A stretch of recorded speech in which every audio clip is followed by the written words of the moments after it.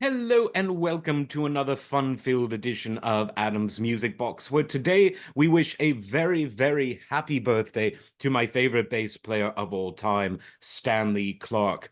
Now, everyone knows that Clarke is a virtuoso. There were other great virtuosos of bass, particularly in the 70s and 80s, two decades where Clarke was all over the music scene. But what makes Clarke unique, even among virtuoso bass players? Well, there's several things.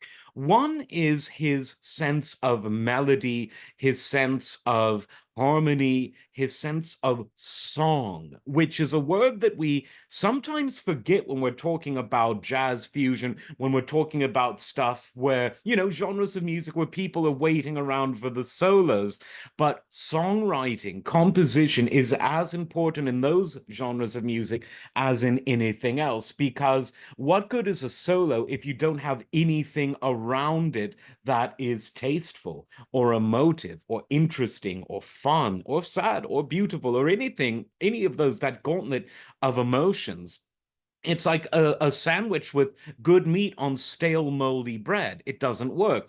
It was all sandwich with with Stanley Clarke. It was all perfect because as a composer, he really understood how to make a song catch your attention and keep your attention while making you think and making you feel and making you tap your foot along all the while.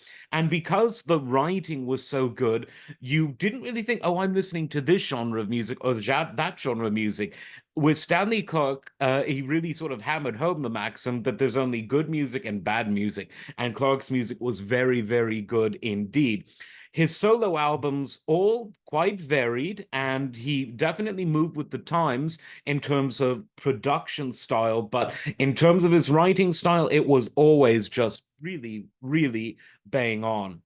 As a bassist himself, complete virtuosity, such a free flowing of fingers, say that three times fast, across the fretboard. And he kind of played his electric bass much like others played an acoustic bass. He was, of course, a very accomplished acoustic player as well, but much more well known for his electric work. But he had that sort of fat acoustic sound combined with the aggression of an electric bass guitar. He really was able to combine those two styles of bass playing very, very effectively. I suppose to the wider world, he got his first huge introduction to the public as a member of Return to Forever, particularly the all electric, most famous version of that band. Of course, Chick Corea was the leader of the band, but it was really a collective effort. And Stanley was a very frequent collaborator with Chick. He played with everyone. He did a lot of very, very good collaborations with the exceptional keyboard player George Duke. He did stuff with Jean-Luc Ponty. He composed music for the excellent film Boys in the Hood. He did so much. He's played with the greatest of drummers, Tony Williams, Steve Gadd, Lenny White. The list goes on and on. He's played with John McLaughlin. He's played with everyone, and everyone wants to play with him. He's played even with Stuart Copeland of the Police. You wouldn't necessarily associate those two styles, but yeah, you can, and they do, and it worked. And Stanley, of course, is still going strong, still gigging, still as good as ever.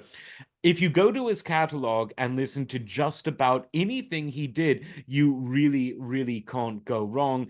His debut album was fantastic, as was his stuff with George Duke, as was Rocks, Pebbles, and Sand, as was School Days, as was I Want to Play for You, as was his stuff with George Duke, as was, of course, his stuff with Return to Forever. You really just can't go wrong. And I have done a video, I haven't posted it yet. I usually do things just a few minutes before I post them, but I have this one in the bag about the greatest bass players of all time. And of course, Stanley is very high on that list, as well he should be. So happy birthday to Stanley Clarke. Everyone out there, enjoy listening to some Stanley Clarke. Before you do that, like, subscribe, and we will see you next time. Take care.